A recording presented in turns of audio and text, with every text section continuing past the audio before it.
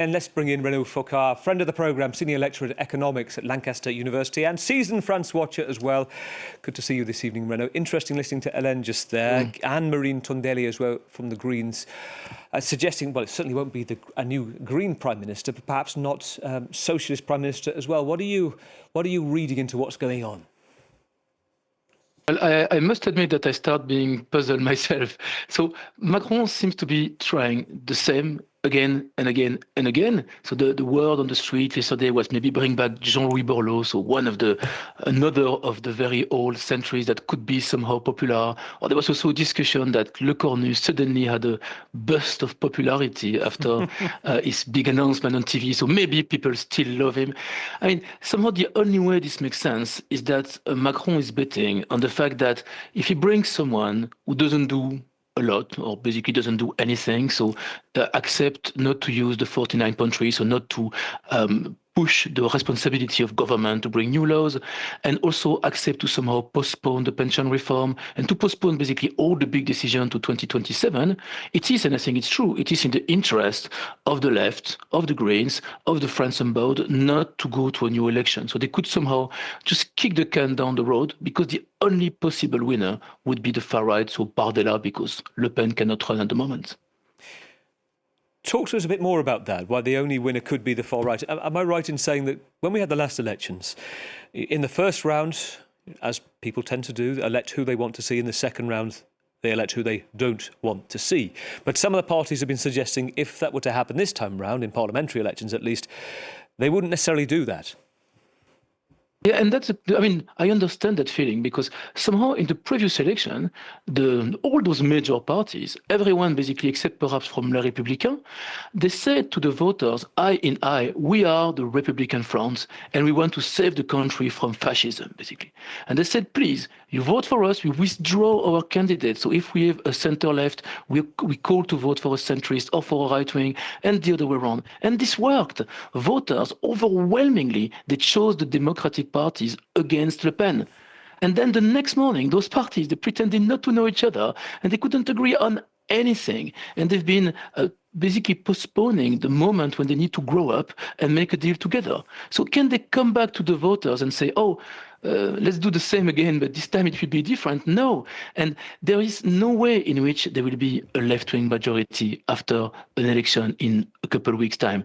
There is no way that there will be a centrist majority. So either it's the same problem again, or it is the far right and perhaps, some kind of alliance between Les Républicains, so the conservative, and the far right. That's perhaps the only kind of alliance that could happen. So yes, if they don't want to take voters for fool, they need to show them that there is something that is not the far right and that those people who don't have a majority alone can somehow make the country work. If they don't do that, they're just giving the keys of the country to Bardella.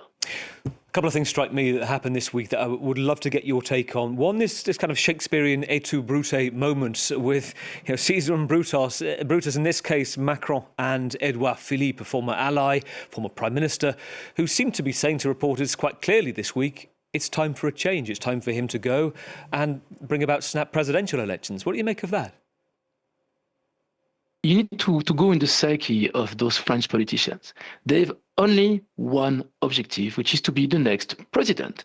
And so Edouard Philippe, since COVID, so since he lost his job, he's been waiting very quietly as being the heir of Macron, who would replace him, but by staying a little bit outside so that he's not responsible for everything that happened.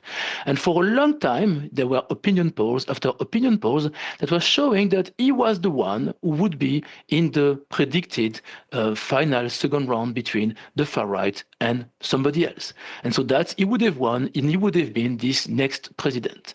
Now, the problem is that because of the country not working, he's been falling in the polls. They're all falling in the polls. There is, at the moment, kind of a jockeying for position. It might be perhaps Raphael Glucksmann, so Social Democrat. It might even be Jean-Luc Mélenchon, so like I think the scare of all the other parties, which would have been a second round between Mélenchon and Bardella. But there is no clear path for being the heir of Macron. And so they're panicking and they say, okay, then we need to have a presidential election. This is kind of our last chance. Attal also, with the head of Macron's own party, goes on TV and say, oh, I have no clue what Macron is doing. So they're just kind of panicked. And I think this is largely, and I've been blaming all those parties for not agreeing with each other, but it's impossible not to blame Macron today, not to blame the fact that after this election won by a Republican front from the far left to the center right, he never gave the chance of a center-left prime minister. As we know, it's well reported here on France 24 and all over the world, the comparatively generous benefits of social services, social care, health here in France. One of the areas that they wanted to look at, and they couldn't get over the line when it came to the budget. But there are a number of controversial issues, and let me raise another one to you, which looks like there are things being considered to be unpicked right now. And let's go back to the controversial pension reform plan all those years ago, which we saw huge protests. Elisabeth Borne, who supported them, former Prime Minister, saying also this week, maybe we should look again at those, perhaps until 2027. Are they looking at the moment of ways to actually just placate people, to unpick? Yes, but it's also because of this question of responsibility. So Macron has been elected president twice, and every single time he talked about that pension reform. So he had a mandate for that. It's just that he couldn't go through the first time, and the second time he used a lot of his popularity. And one of the main reasons he's so unpopular now is that he pushed this pension reform to the end, and he had everybody, including some of Les Républicains, who now claim they want to save the pension reform. They voted against at the time. And so the fact that no, instead of giving, if he was giving the keys of Matignon to the Social Democrats, it would be their responsibility to now deal with the deficit. But no, because he wants to keep those keys for himself, he has to give them away everything. But then what is the point of Macron if there is no reform? What is the point of the centrist if you just want to keep like the symbolic power, but you're willing to give away everything? So France has a massive deficit problem, and this deficit problem is pensions. It is 100% pension. All the rest is a byproduct of pension. Healthcare is also aging. And this is the problem that Barnier and Bayrou, both of them try to touch a little bit by just saying, oh, we're going to freeze the highest pension. So, I mean, it's always the same. The highest public pension in France, they can be 4,000 euros, they can be 5,000 euros. This is not sustainable. And everybody knows that the next generation will not get that. But because it was the center-right pushing that, it was voted against by Le Pen and by the Social Democrats. There is an avenue for the Social Democrat to sit down and do what Hollande is. François Hollande did many more reforms than Macron. He was much more successful, very unpopular in the end, but he reformed France very widely. But he did that by sitting down a bit more with people, and Macron didn't do that. Right, so we're getting messages throughout while we're live. So we've heard from Olivier Faure, the socialist leader, saying that we heard a little bit from Hélène outside the Élysée. Mr. Macron is not ready to pick a new prime minister, he says. There's no guarantee the socialists would not vote down the next government. So already you've got an extra layer of tension. Let me ask you very briefly, if you were to put your money on the next prime minister in the next few minutes, the next few hours, take all the glory if you get it right, I'll forget it if you get it wrong, who would you say, Renaud?